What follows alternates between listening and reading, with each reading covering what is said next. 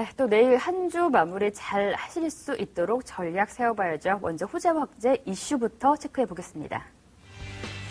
네, 염승환 차장의 이슈인데요. 미국의 GDP 성장률 상향되고 있는 것, ECB 추가 유동성 확대 실시 예정인 것 호재로 꼽아주셨습니다. 반면에 악재로는 과도한 프로그램 매수 차익 잔고 그리고 대형주 주가가 단기 과열권에 진입했다 이렇게 선정해 주셨네요. 네, 이번에는 윤준서 대표의 내일장 이슈인데요. 개인의 펀드 환매 또 단기 매매로 인해서 순종 투자자 유입이 지속되고 있다 이렇게 꼽아주셨고요. 악재로는 그리스 구제금융 합의 불확실성을 꼽아주셨는데 이거는 이제 악재에서 좀 지워야 되겠죠. 그리고 중국의 소비자 물가 상승에 따른 둔화, 기술적 부담을 악재로 꼽아주셨습니다.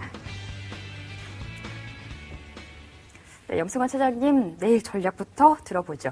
오늘 2000선 좀 밑돌면서 마감을 하나 했는데 결국 2010선까지 회복을 했거든요. 네. 2000선 이제 안착하는 건가요?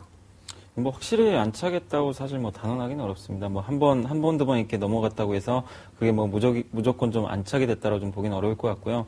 일단 이제 안착보다는 앞으로 이제 어떻게 좀 주가도 움직일 것이냐 이 부분이 좀 중요할 것 같은데 일단 이제 2000선까지 올라오면서 그렇게 뭐 큰 조정 없이 상당히 그 이격을 좀 벌리면서 올라온 그런 상황이고 또 오늘 옵션 만기를 좀 뭐 앞두고 좀 상당히 좀 불안한 모습을 보이지 않을까 하는 모습들도 있었지만 결국 장중에 이제 상승 장 막판에 상승 마감을 하면서 결국 이제 2000선을 좀 상당히 좀 탄력적으로 넘어서는 그런 모습들이 나왔는데 다만 여기서 이제 우리가 좀 주의를 할 거는 그 대형주들의 이격이 너무 좀 벌어진 상태입니다. 지금 사실 대형주들이 좀 단기적으로 상당한 좀 과열권에 좀 진입을 한 상태거든요. 물론 이제 시가총액이 큰 뭐 삼성전자, 현대차, 이 뭐 또 포스코 같은 기업들은 상승 여력이 좀 남아있기 때문에 이들 종목들이 좀 오히려 주가가 올라간다라면은 지수가 좀 더 올라갈 가능성이 있지만 지금 대부분의 어떤 그 대형주들 같은 경우는 상당한 주가 상승들이 좀 많이 나왔습니다. 뭐 일부 종목 같은 경우는 저점에서 거의 한 100% 가까운 그런 어떤 주가 상승도 나온 종목들이 있기 때문에 그런 면에서 우리가 좀 단기적인 어떤 과열권에 대한 어떤 부분도 좀 염두를 해줘야 되기 때문에요. 네. 그런 부분을 봤을 때는 일단 2020선 정도, 그 정도까지 좀 단기 고점을 형성할 것 같은데요.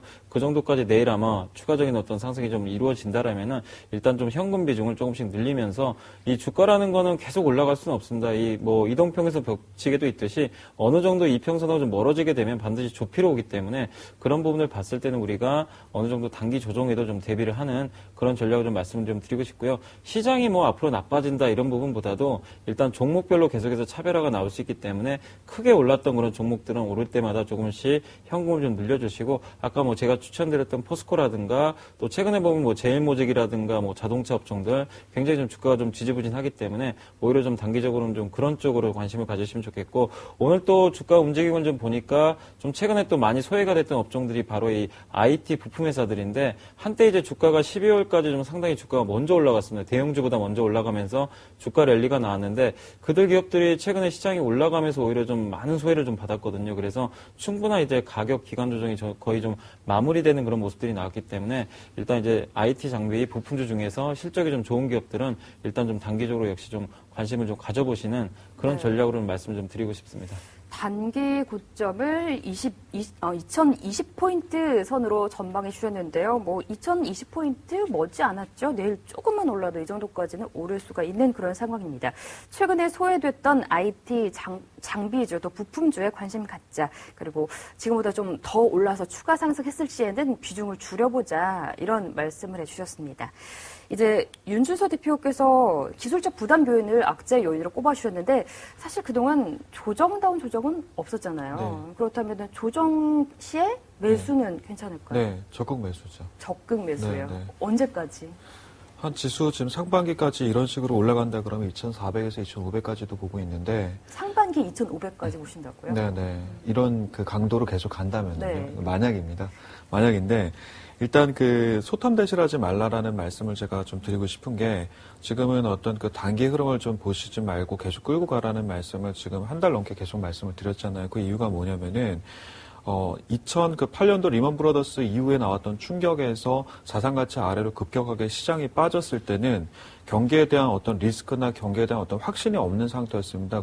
그랬을 때 V자 반등이 나왔던 거는 자산 가치에 대한 어떤 상승이 나왔던 거고 네. 대부분의 기업이 자산 가치까지 상승이 나왔다가 빠졌음에도 불구하고 자동차나 이런 그 기타 이제 차화정이라고 하는 그 업종들은 계속해서 올라갔던 이유는 실적 부분이었거든요. 네. 근데 지금은 뭐냐면은 거기에서 소외된 업종들이 실적을 갖다가 이제 반영하는 이제 실적이 좋아진다라고 하는 부분이 좀 반영이 되기 때문에 지금 지수가 2000에서 2200 정도죠. 이제 작년 8월 하락하기 직전 지수 때인데 네. 거기까지는 대부분의 기업들 지금 저평가되거나 또는 소외된 그리고 또 그 적자가 있는 기업들이 지금 올라오는 이유가 바로 그런 이유인데 그런 부분들이 하나 해소가 되고 나면은 지금 이제 미국을 위시한 어떤 경제 지표들이 좋아지고 있는 실적 장세로 지금 넘어가는 시기가 네. 올 겁니다. 그렇게 되면은 전체적인 거의 대부분의 전 업종이 이제 경기 호황과 발을 맞추면서 가는 그런 장세가 좀 나올 수가 있거든요. 네. 이런 강세장의 어떤 초기 흐름이 보통 이제 우리가 이제 주글라 사이클이라고 하는 8년에서 약 12년 정도의 어떤 주기에서 초반부에 나타나고요.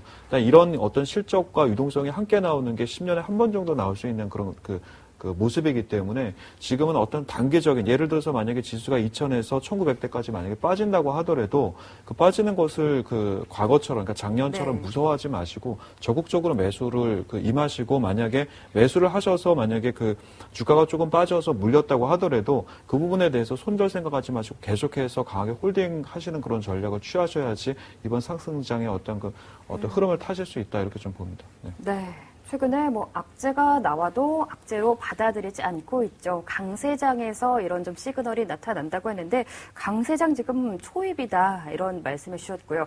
하락을 두려워하지 말자. 조정 시에 오히려 적극적으로 매수에 나서자 이런 전략 말씀해 주셨습니다. 두 분께서 제시해 주신 내일장 전망과 전략 화면 통해서 다시 한번 확인해 드리겠습니다.